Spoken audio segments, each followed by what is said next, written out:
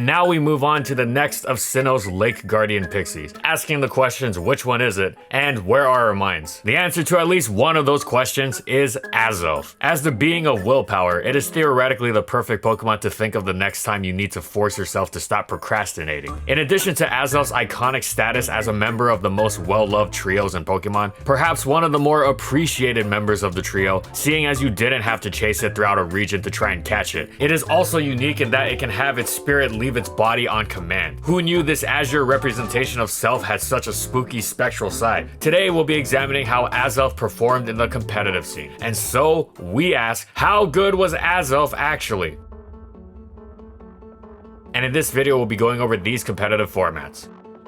The specialized lead metagame is one of the most unique, significant, impactful, and defining aspects of Generation 4 OU. At its core, it revolves around attempting to get Stealth Rock up, while denying the opponent their Stealth Rock. Even the leads that do not directly attempt to perform this function have a relation to this concept, such as Lead Machamp for example, as they are chosen specifically for their good matchups against the Pokemon that do perform this function. While the lead matchup did not determine games between two well-built teams, it did often play a significant role. A good start to a game could kick off a snowball effect that was difficult to handle in the hands of a good player. Azelf was the quintessential Generation 4 OU Stealth Rock lead, perfectly embodying the aforementioned concepts for several key reasons. First, it was fast. This meant it was difficult to stop it from, at the very least, setting up its own Stealth Rock. Second, it also had Taunt, meaning that in conjunction with its high speed, it was also effective at preventing an opponent's Stealth Rock. Thus, Azelf could easily prevent an opponent's rocks, live any hit thanks to Focus Sash, and get up its own. Starting a game down 5-6 just to get up uncontested rocks may not seem like a huge deal, and many scoffed at the idea. But the reality was that this could be a huge advantage if leveraged correctly. But the extra damage rocks pushed on everything was incredible in turning already dangerous setup threats like Dragon Dance Gyarados into nearly unstoppable monsters, especially since the Pokemon that KO'd Azelf would unfailingly give a free turn of setup to such threats. If planned out and executed properly, this style of team was one of the most dangerous in the metagame. But wait, you might wonder, Azelf isn't even the fastest user of Stealth Rock and Taunt. What about Aerodactyl? Well, it's true Aerodactyl was the fastest user of both. However, there was a reason why Azelf was the gold standard. Aerodactyl's main strength was that it was able to beat Azelf, and it also matched up better against Heatran and occasional Tyranitar leads. However, the vast majority of the time, Azelf was better, because it wasn't just a Taunt and Stealth Rock machine. It had the capability to dish out huge damage on its own, thanks to its massive attack stat and explosion. Its early game rocks versus no rocks setup was made even more devastating when it smashed a huge hole into the opponent as well. Thanks to the move having the opponent's defense in Gen 4, it effectively had a base power of roughly 500, and thus even naturally bulky resists, like Heatran and Tyranitar, took massive damage. Thanks to Azelf's huge special attack stat and choice of either Fire Blast or Psychic, or potentially even both if it skipped Taunt, since most players would predict it anyway. It threatened many common normal resists as well, ensuring that something like Skarmory or Gengar couldn't just absorb the boom freely. Azelf started games off with a bang, often literally. In addition to the standard Sash set, it occasionally mixed in a Trick Scarf lead as well, which would allow it to beat even Aerodactyl. It also was the go-to lead for dual screens offense. It would get up rocks and Light Clay supported screens before exploding, getting in its sweeping teammates in ideal conditions for maximum havoc wreaked. Of course, Azelf wasn't always able to execute its strategy uncontested, even with its non-Scarf set and non-Aerodactyl matchups. Its dominance and popularity led several anti-Azelf strategies to become popular, especially as they were also good at dispatching other Focus Sash leads like Roserade, Smeargle, Infernape, and of course, Aerodactyl. This was done through strong attackers that packed a priority move, enabling them to bring the Sasher down to 1 HP, then finish them off before they could get a second attack in. Leads like Metagross, Dragonite, and Empoleon surged in popularity. The most notable among these was Machamp, who caused immense destruction to the point where the entire metagame was flipped on its head simply to not lose to it. Azelf took quite a hit, as it, like these other Sash leads, had a difficult decision to make on turn 1. Hitting these attacking leads and almost assuredly not getting up rocks even if it switched out on the second turn, or getting up rocks and leaving these leads untouched, likely allowing them to take down or severely dent a second Pokemon on Azelf's team. Neither option was particularly desirable. However, it didn't take long for Azelf to adapt. It quickly came roaring back with several excellent new sets that added depth and efficacy to its role. First, there was the Life Orb Stealth Rock variant. Lead Machamp and Lead Metagross could tank one unboosted Psychic or Fire Blast respectively, but as as soon as Azelf threw the Life Orb on, they both dropped. The extra power of Life Orb made Explosion even more of a KO button. Not only did it absolutely crush the likes of its usual targets in Heatran and Tyranitar, but it was also helped indirectly by the fact that even the bulkiest Rotom form didn't want to try and absorb the boon from Azelf, since it was absolutely hammered by a boosted Psychic. Then came the Choice Band variant, which dropped Stealth Rock entirely and made Azelf a complete killing machine. It was already enough of a menace thanks to its power and increased coverage, but the surprise factor made it even more devastating, as the opponent could never count on it not being Stealth Rock Azelf. Machamp was crushed by Zen Headbutt, Dragonite was smashed by Ice Punch, the real kicker was of course Explosion, which KO'd pretty much everything that wasn't a ghost, even fully healthy Resist. Heatran dropped, Jirachi dropped, even Metagross dropped, Tyranitar dropped, but Banded Azelf also had the great benefit of not needing to explode on it quite often, as it had another incredible move to spam that happened to crush Tyranitar, U-Turn. In addition to its excellent momentum maintaining ability, as well as being a great tool against Pokemon like Shaymin and Starmie, there was nothing more devastating than Tyranitar switching in and eating a Banded U-Turn. Eventually, Lead Machamp began running Focus Sash in response to these more powerful Azelf leads, as well as other anti-Machamp nukes like Choice Specs Heatran and Choice Band Dragonite. As fun as it was to render Machamp's Sash useless 20% of the time with a Zen Headbutt flinch, Azelf didn't rely on that. It adapted with a new set that, along with several variations, became the new go-to standard for Stealth Rock Azelf variants, completely eclipsing the Focus Sash variant of old. With a Cobra Berry attached, Machamp's payback would be weakened to the point where Bullet Punch wouldn't be able to finish Azelf off, allowing Azelf to Stealth Rock and explode safely, starting games off just like it wanted. Cobra was also excellent in helping Azelf completely turn the tables on attempted traps by the newly popular Scarf Tyranitar. Azelf was previously known for its frailty, but with some bulk investment, it could be just tanky enough to survive the attacks it needed in the lead slot without the use of a Sash. Most notably, the Cobra set ran special defense investment to survive Roserade's Leaf Storm, allowing Azelf to taunt and get rocks off safely. Azelf continued to develop further in this vein. Players realized it didn't need such heavy amounts of speed investment in the lead slot, as it was still quite fast even without near max investment, and it loved being able to tank more and more hits. Sets gradually became bulkier and slower to handle new lead trends as the metagame progressed. For example, Azelf loved being able to survive a Specs Zapdos Thunderbolt. As Azelf's EV shifted, so did its items. At first, there was Citrus Berry with heavy defense investment, allowing Azelf to take Machamp's payback and Metagross's Meteor Mash, then recover enough HP to be out of range for the subsequent Bullet Punch. It was functionally the same set against Machamp as the Cobra Berry set, but being able to turn the tables against one of the standard Cobra Azelf's worst matchups, Metagross, was a huge difference. Small variations went a long way. The added defense also gave it security against Scarf Tyranitar's Crunch, and Citrus meant that it healed up enough to be out of Stealth Rock range, so that if it chose to U-turn out, it could potentially come back later and get a boom off, as opposed to solely being death fodder, though that could of course be immensely useful as well. Eventually, Azelf started using Lumberry as its item, using even more defense to make up for the lack of Citrus Berry recovery against Metagross. The main reason was that Machamp leads had begun dynamic punching Azelf instead of payback, hoping to bypass them with confusion. Lumberry allowed Azelf to shrug this off, and it was now bulky enough to cleanly survive the combination of payback and bullet punch. Machamp was far from the only reason to use Lumberry either. Lead Body Slam Jirachi had become incredibly common as an anti-Azelf measure, and Lum allowed Azelf to shrug it off and cripple it in return with Thunder Wave, which had been discovered as excellent support for Azelf's teammates, such as its own Machamp or Jirachi. Lumberry also gave Azelf further security against Roserade, especially Scarf variants that hoped to catch it by surprise. Of course, as bulky lead Azelf has been continuously explored, Choice Band has remained thoroughly excellent as well. Some players even paired it with copycat Scarf Lucario, so that after Azelf got KO'd with Explosion, Lucario could come in and do the same against something like an unsuspecting Swampert. Now you may be wondering, was Azelf just the lead? And the answer is technically not entirely, but the vast majority of the time it was. In early Diamond and Pearl, Focus Sash offensive sets, including those with Nasty Plot, were quite common. However, these essentially disappeared once it was discovered how good Stealth Rock was, ironically giving way to Stealth Rock Sash Azelf, and after that, mid-game Azelf became nearly non-existent. This may seem strange, given Azelf's immense offensive stats and great offensive move pool, but it was for good reason. It wasn't just because it was such a great lead. That was one reason, but you'd think it had some utility in the mid-game as well, and it did. Non-leaf Scarf Azelf was seen on a few occasions, and it was quite decent at maintaining momentum and revenge killing, especially since it was faster than every other Scarfer in the tier, even Latios. However, the main reason mid-game Azelf wasn't used as much was because it didn't switch into much of anything well at all, and its frailty made it incredibly easy to revenge kill, making it immensely difficult to get consistent value out of. It was a nice option for creative players. Some players used lead Azelf sets outside the lead slot and used a different lead like Metagross, allowing for nice pseudo-dual lead setup for certain heavy offense teams, but it was far from a staple. Nevertheless, Azelf was one of Generation 4 OU's best, most iconic Pokemon for its excellence in the lead slot. It defined the DPP lead metagame.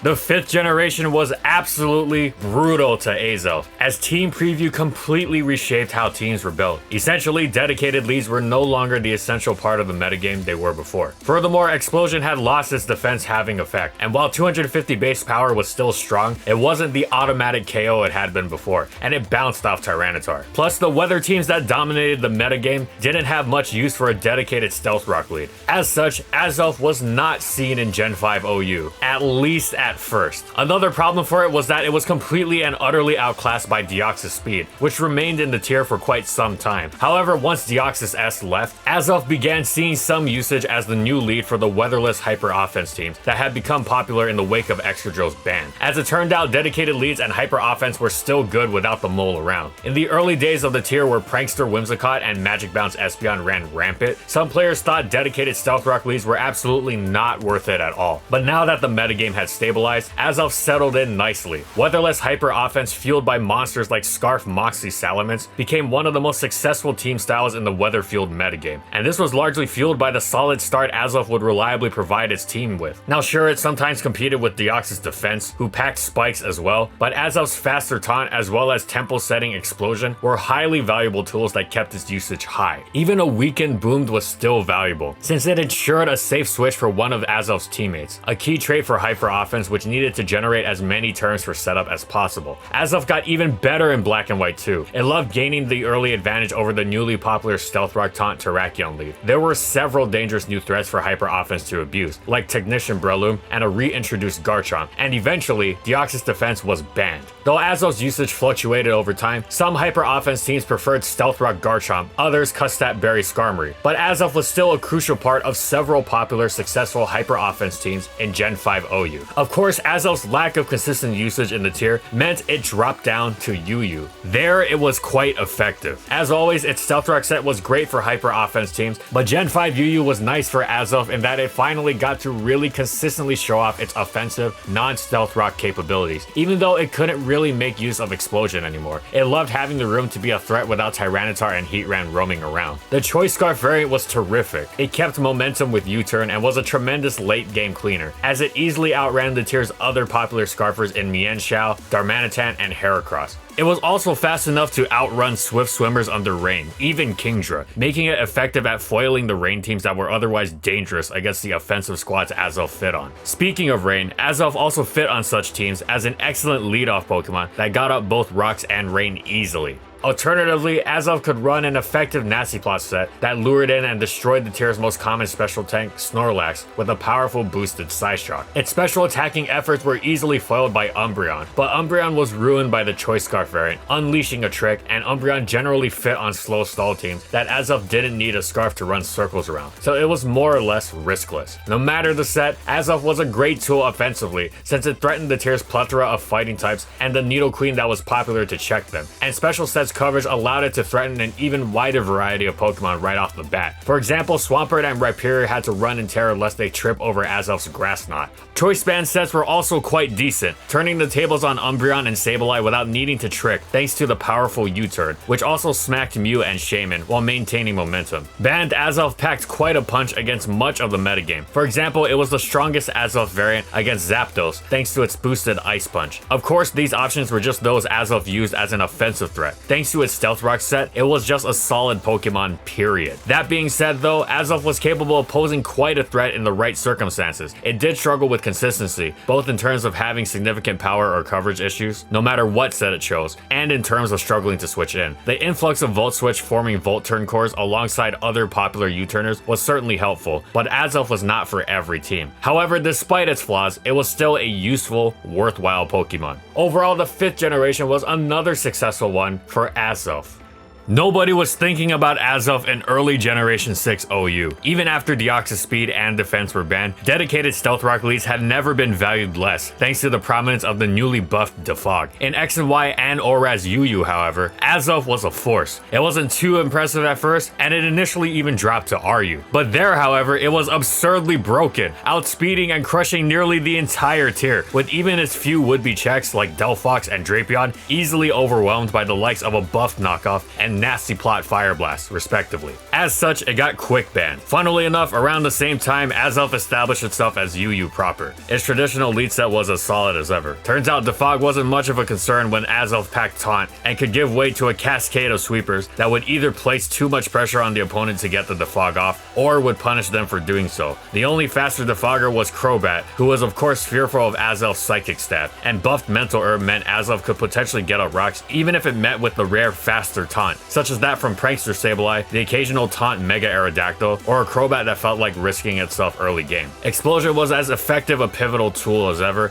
and Azelf could even play with its moveset for a little. For example, it effectively utilized a buff knockoff to further cripple the opposing team. Once again, Azelf was the cornerstone of several successful hyper offense teams, providing perfect positioning for its powerful teammates. For example, when Salamence was in UU, it loved being paired with Azelf, as Azelf would get up rocks while denying the opponents, then dent the opponent with Explosion, and provide a free turn for setup, which are optimal conditions to maximize Salamence's threat potential. When any such sweeper, be it Salamence or Nasty Plot Infernape or anything else, got off to such a great start, it would make the rest of the game easier, pickings for its other Wrecking Ball teammates like Mega Sharpedo, and it all hinged on Azelf. Some players even liked having Azelf lead off games by piling on some offense itself, instead of simply being a stealth rock machine. It was great even when it was just a rock setter, but given its excellent offensive stats, it was particularly devastating when it wasn't expected to be a powerhouse in its own right. It could turn common lead matchups on its head with Life Orb Fire Blast to destroy Dual Blade, while bulky Crocodile was ripped apart by Energy Ball, and cheeky Crobat would be met with a nasty surprise when they were outright KO'd by Psychic. Of course, as shown by its Life Orb rock set, Azelf wasn't just a rock setter, and could prey on assumptions that it was. It eventually took this concept further with some sets that didn't use rocks at all. Scarf sets briefly had the noticeable niche of leading off and grabbing KOs on unsuspecting Mega Sceptile with Hidden Power Ice. They were also niche for catching Scarf Hydreigon and Mega Aerodactyl off guard mid-game, while stall teams would be ruined by Trick. The Nasty Plot set was also nice, as it also tore through stall and threatened a large portion of the tier, notably fighters, waters, steels, poisons, and grasses. It also loved the addition of Dazzling Gleam, which let it lure and destroy Sableye and Hydreigon, as well as smack Kyurem quite hard. It had the same issues with frailty and finding opportunities and being revenge killed that offensive Azelf had always had, but it certainly was a viable option, especially since it got an indirect boost thanks to how the popularity and efficacy of its Stealth Rock set demanded the opponent to respect it as an option. Speaking of how good the Stealth Rock set was, that was actually what ended Azelf's time in UU. It started getting used on OU hyper offense again, thanks to Azelf's reliable leadoffs, both getting up rocks and denying the opponents with ease, especially against the more balanced sets that dominated ORAS. Hyper offense quickly shifted from a niche playstyle to one that was metagame defining, and its high level of usage rose Azelf into OU proper. Azelf's talents for getting up early rocks and denying the opponents were particularly appreciated by flying type monsters like Weakness Policy Multi-Scale Dragonite, Talonflame, and Mega Pinsir. These three were often paired alongside Azelf, and as such, this iconic hyper offense style was often referred to as Bird Spam. Azelf was thought to be heavily flawed as a stealth rocker because of how completely and utterly it lost to the popular Magic Bouncers Mega Sableye and Mega Diancie. That is, until it pulled out Skill Swap, completely turning the tables on them and getting the rocks up without issue. Eventually, Mega Sableye was banned, and Azelf occasionally shifted over to Hidden Power Steel or Iron Tail, since it now only had to contend with the Magic Bounce threat of Mega Diancie. Several anti-hyper offense tactics became popular in an attempt to deal with the style, such as an influx of Zapdos and Mega Lopunny, but as always, Azelf and friends adapted. Whether it was Stone Edge Mega Pinsir to crush Zap, or a heavily defense-invested Azelf to survive Fake Out and return from Mega Lopunny, the style continued to be a powerful, effective fixture in ORAS. Overall, the 6th generation was another highly successful one for Azelf.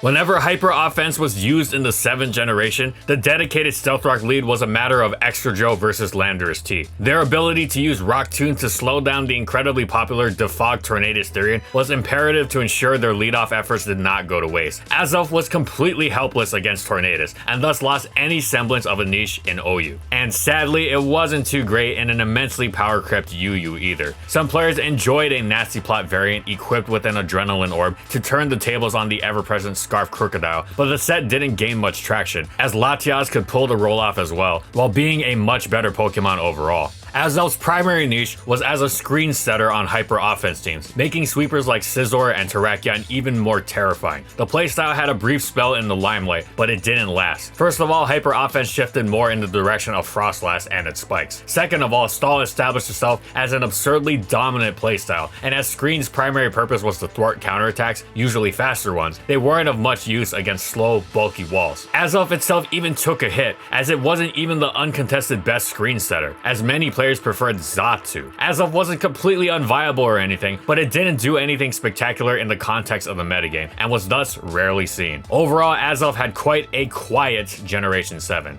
Azelf joined Sword and Shield in the Crown Tundra, but it wouldn't be pulling its usual tricks, for it had wandered into a vastly different landscape. This generation valued Stealth Rock the least of any generation that had before, thanks to the addition of heavy-duty boots, whose prominence on several Pokemon per team completely invalidated sacrificing a Pokemon to get Rock Sucked. The Adrenaline Orb Nasty Plot sets was decently effective, as it was fast, quite strong, and had great coverage, and quite enjoyed the removal of Pursuit. However, it was nothing spectacular overall. As a result of Azelf's limited ability to switch in and lack of massive power unboosted, the Nasty Plot set was very all or nothing in being able to deal damage, and it usually came up short of really devastating teams. Its lack of consistency meant it didn't see much high-level tournament usage. However, that changed eventually with the advent of the Boots set. It used Knockoff and U-Turn to accentuate its usual combination of Psychic and Fire Blast. It annoyed the daylights out of defensive teams through item removal and momentum maintaining, which made both itself and its teammates more threatening, while naturally threatening several popular Pokemon like Keldeo, Kommo-o, and Buzzwole. It wasn't the easiest Pokemon to use, since it was still quite frail, but unlike the Nasty Plot variant, this set was actually rewarding, with a real upside for those who played it well. As such, it saw some decent tournament success. It's a decent Pokemon, but hopefully Azelf's station in Generation 8 UU will improve with the release of Brilliant Diamond and Shining Pearl, which will inevitably bestow upon it something amazing like, I don't know, Psycho Boost.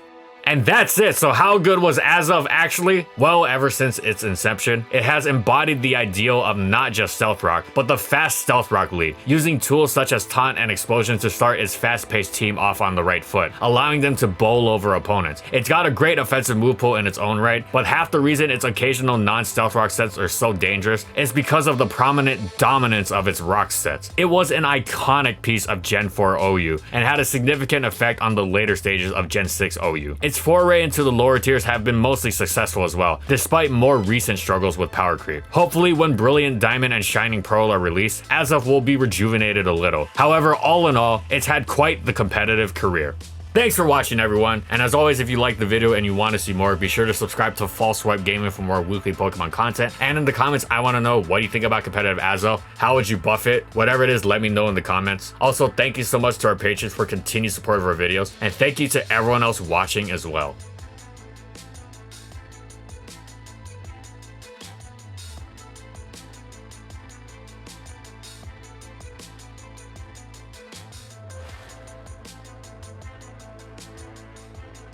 And follow my crew on these social media platforms. And that's all I got. See you next time, everyone.